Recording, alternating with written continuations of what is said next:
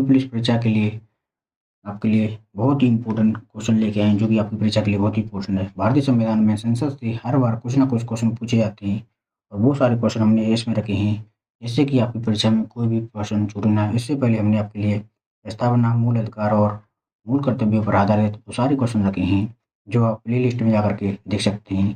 तो बात करें हम क्वेश्चन नंबर पहले की, तो हमारा पहला क्वेश्चन इतिहास में, संसदीय इतिहास में अभी तक कितनी बार संयुक्त बैठक अधिवेशन बुलाई गई है? तो हमारा राइट आंसर है ऑप्शन नंबर ए, यानी 3 बार अब तक संयुक्त बैठक बुलाई गई है।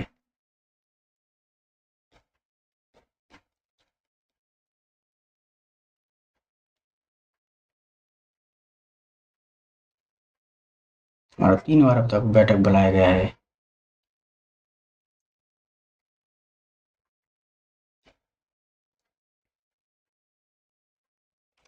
धन निर्गम पर किसका नियंत्रण होता है? तो हमारा राइट आंसर रहेगा संसद का, यानी ऑप्शन नंबर बी हमारा। किसी संसद सदस्य की अयोग्यता के संदर्भ में निर्णय कौन करता है? अगर कोई संसद का सदस्य अयोग्य है, इसका निर्णय हमारा राष्ट्रपति करता है, यानी कि बी ऑप्शन हमारा राइट आंसर जाएगा। B option is correct answer.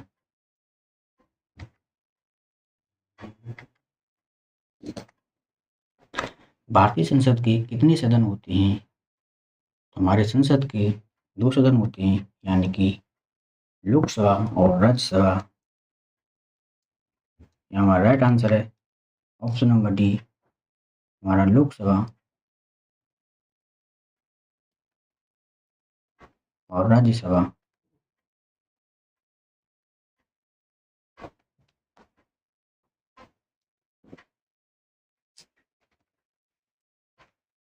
Bharat सरकार के निर्णय अनुसार संसद का एक सदस्य अपने क्षेत्र के विकास में कार्यक्रम में कितना धनराशि खर्च कर सकता है? तो उसका राइट आंसर है 5 करोड़ रुपए, यानी B option is right answer.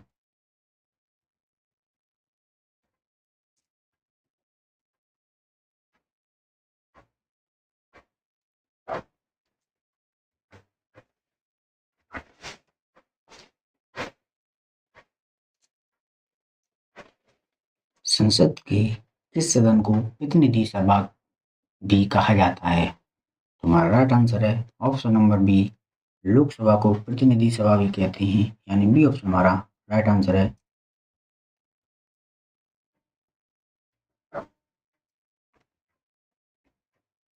संसद के किन सदस्यों को गैर सरकारी सदस्य कहा जाता है? तो ऑप्शन नंबर डी, मंत्री के अलावा अन्य प्रत्येक सांसद को गैर सरकारी सदस्य कहते हैं, यानी D option is correct answer. संसद का लोकप्रिय सदन कौन सा होता है? तो हमारा लोकसभा संसद का सबसे प्रिय सदन होता है, यानी कि b option is correct answer. संसद के दोनों सदनों का सत्रावसान कौन करता है? राइट आंसर है ऑप्शन नंबर डी, राष्ट्रपति ही दोनों दोनों सदनों का सत्रावसान करता है, यानी D option is correct answer. संसद का स्थायी सदन कौन कौन होता है? हमारा राइट आंसर है राज्यसभा, यानी B option is correct answer. Rajya Sabha का सदन हमारा स्थायी सदन होता है और यही हमारा उच्च सदन होता है। भारत की पार्लियामेंट यानी संसद का उद्घाटन सर्वप्रथम कब हुआ था? तो ये हमारा वर्ष 1927, इनकी ऑप्शन नंबर डी हमारा राइट आंसर। 1927 में हमारा उद्घाटन हुआ था। भारतीय संसद किसके द्वारा बनती है? तो यह लोकसभा, राज्यसभा और राष्ट्रपति के द्वारा बनती है, यानी कि ऑप्शन नंबर बी हमारा राइट आंसर है।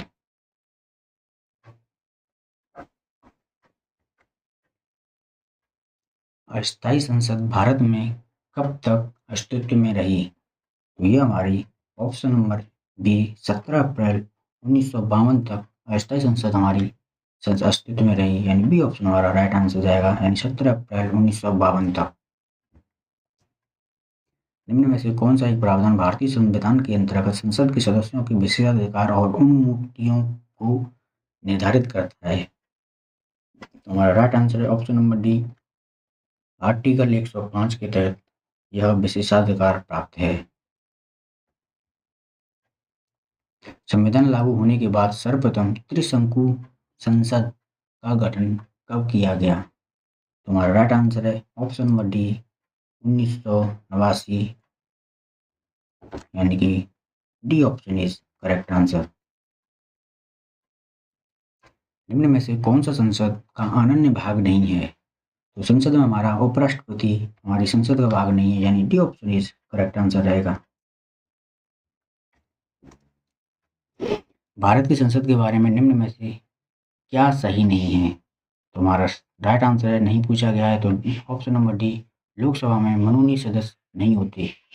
तो यही हमारा राइट आंसर है, यानी D option is correct answer, यानी लोकसभा में मनोनीत सदस्य नहीं होते। लोकसभा में बात करें तो दो सदस्य हमारे आंध्र प्रदेश के मनोनीत किए जाते हैं। भारत के संविधान में कहा गया है कि भारत की संसद के 3 अंग होते हैं। इनमें से एक अंग है लोकसभा, दूसरा अंग है राज्यसभा और जबकि तीसरा अंग है हमारा राष्ट्रपति, यानी ऑप्शन नंबर सी हमारा राइट आंसर जाएगा, यानी कि राष्ट्रपति हमारा राइट आंसर है। संसदीय प्रणाली भारत सरकार को अन्य किस नाम से जानते हैं? तो संसदीय प्रणाली को हम संघीय सरकार के नाम से जानते हैं। A option is correct answer.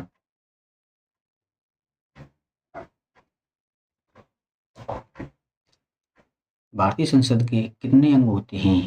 तो इसके 3 अंग होते हैं, लोकसभा, राज्यसभा और राष्ट्रपति, यानी कि ऑप्शन नंबर डी हमारा राइट आंसर जाएगा।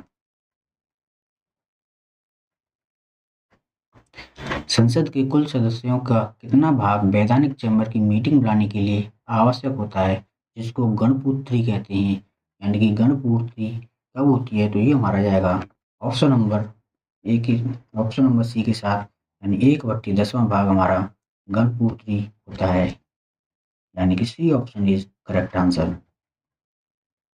भारतीय संसद के किस आर्टिकल में कहा गया है कि संघ की एक संसद होगी जो राष्ट्रपति और 2 सदनों से मिलकर बनी होगी? तो यह हमारा आर्टिकल 79 में कहा गया है, यानी कि ऑप्शन नंबर डी हमारा राइट आंसर रहेगा, जो कि हमारी संसद के लिए बताया गया है।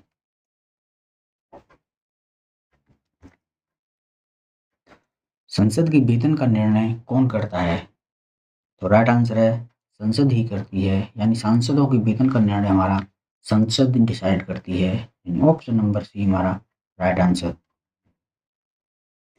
निम्न कथनों में से कौन सा कथन असत्य है?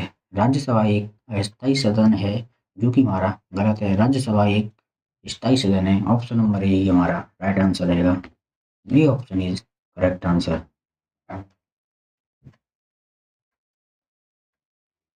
निम्न विधेयकों में से किसका एक भारतीय संसद के दोनों सदनों द्वारा अलग अलग विशेष बहुमत से पारित होता है? यानी कि कोई विधेयक दोनों सदनों में अलग अलग पारित होता है, वो है हमारा ऑप्शन नंबर जी संविधान संशोधन विधेयक, यानी B option is correct answer. संविधान विधेयक की बात करें तो ये हमारे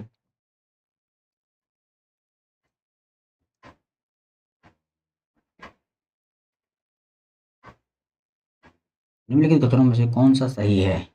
राज्य राज्यसभा संसद का उच्च सदन है, जो कि हमारा सही है। लोकसभा भारतीय जनता का प्रतिनिधि सभा है, वो भी सही है हमारा। राज्यसभा राज्यों का प्रतिनिधित्व करता है, वो भी सही है, यानी उपरोक्त सभी हमारे राइट आंसर, यानी डी ऑप्शन हमारा राइट आंसर रहेगा। D option is correct answer. भारतीय संसद के दोनों सदनों की संयुक्त बैठक किस संबंध में होती है?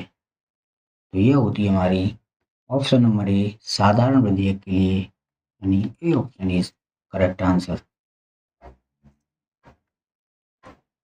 संसद का निम्न सदन एवं उच्च सदन क्रमशः कौन से होते हैं? तो निम्न सदन हमारा लोकसभा होती है और उच्च सदन हमारा राज्यसभा, यानी कि D option is correct answer रहेगा। एक वर्ष में कम से कम कितनी बार संसद की बैठक होनी आवश्यक है? यानी दो संसदीय बैठकों के बीच में कितना समय होता है? तो वो है हमारा 2 बार, यानी कि 6 माह का समय होता है। 6 माह के अंदर आपको बैठक करनी होती है, यानी 1 वर्ष में 2 बैठक करना बहुत ही इम्पोर्टेंट है। डी ऑप्शन हमारा राइट जाएगा। संसद को भंग करने की के लिए कौन सक्षम है? तो ये हमारा राष्ट्रपति करता है, यानी बी सी ऑप्शन हमारा राइट आंसर, क्योंकि राष्ट्रपति ही हमारी संसद को भंग करता है। संसद के किसी सदस्य की सदस्यता पर समाप्त समझी जाती है यदि वह बिना सदन को सूचित किए अनुपस्थित रहता है।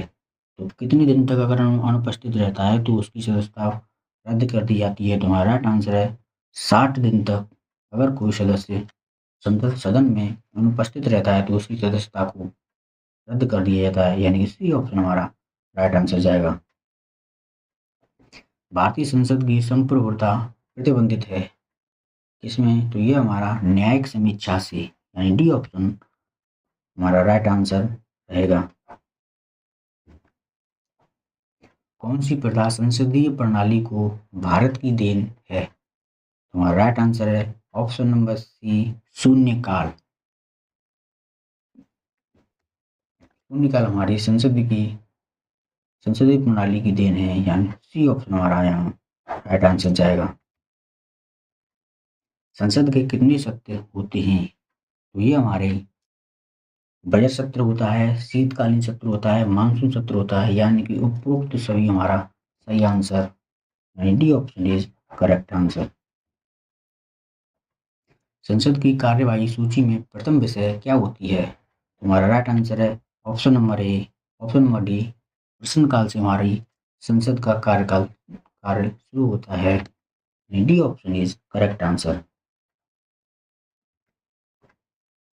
संसद के दो क्रमिक अधिवेशनों के बीच अधिकतम कितनी समय अंतराल की अवधि होती है? राइट आंसर हमारा 6 माह, यानी ऑप्शन नंबर ए हमारा सही आंसर जाएगा, जो कि 6 माह होती है।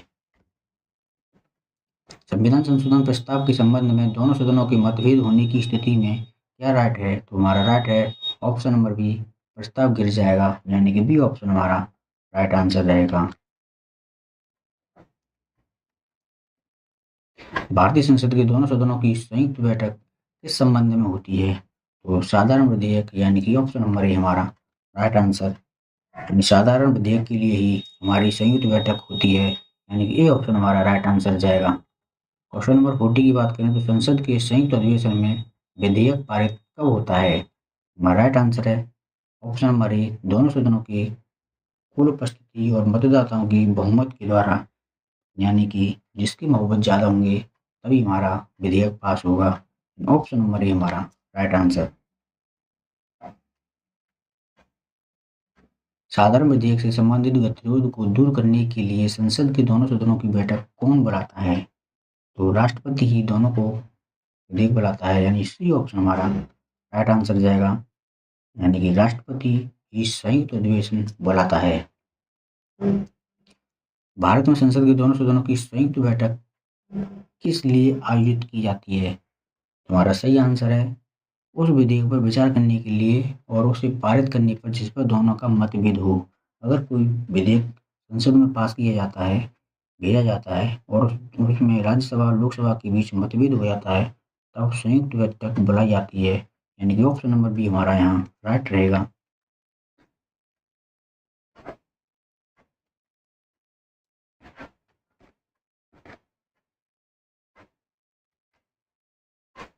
लोकसभा और राज्यसभा की संयुक्त बैठक कब होती है? तुम्हारा राइट आंसर है लोकसभा और राज्यसभा में मतभेद होने पर, यानी सी ऑप्शन हमारा राइट आंसर। संसद के संयुक्त बैठक में कौन संबोधित करता है? अगर दोनों सदनों की संयुक्त बैठक होती है तो इसका संबोधन हमारा लोकसभा अध्यक्ष करता है। डिप्टी स्पीकर, यानी कि ऑप्शन राष्ट्रपति संबोधित करता है, यानी बी ऑप्शन हमारा सही है, यानी कि संयुक्त बैठक में राष्ट्रपति ही हमारा संबोधित करता है। संसद के दोनों सदनों के साथ साथ बैठने की पर निम्न क्या है? तो ये हमारा ऑप्शन नंबर ए, एक बिल जिस पर दोनों सदन सहमत ना हो उस पर विचार करना और उसको पास कराना सबसे बड़ा बैठक का कार्य होता है, यानी कि ऑप्शन नंबर ए हमारा राइट आंसर। संसद के दोनों सदनों में संयुक्त अधिवेशन की अध्यक्षता कौन करता है? तो यहाँ अध्यक्षता की बात आ गई, संबोधन हमारा राष्ट्रपति करता है और अध्यक्षता की बात करें तो ऑप्शन नंबर बी, यानी कि लोकसभा अध्यक्ष हमारा अध्यक्षता करेगा अगर दोनों सदनों की संयुक्त बैठक होती है तो। यदि किसी सामान्य विधेयक पर राज्यसभा और लोकसभा के बीच गतिरोध पैदा होता है तो उसका समाधान कौन करेगा? और राष्ट्र आंसर है संसद का संयुक्त सत्र, यानी कि ए ऑप्शन हमारा राइट आंसर रहेगा।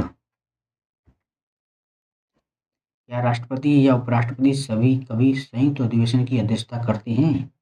तो हमारा आंसर है कभी नहीं करते, यानी कि ये दोनों कभी नहीं करते, यानी सी ऑप्शन हमारा राइट आंसर रहेगा। फ्रेंड्स, हमने आपके लिए संसद से सारे क्वेश्चन करा दिए हैं और इससे पहले हमने नागरिकता, मूल अधिकार, मूल कर्तव्य, प्रधानमंत्री पे बहुत सारे क्वेश्चन कराए हैं जो ज़्यादातर परीक्षा में पूछे जाते हैं। अगर आप हमारे चैनल पर नए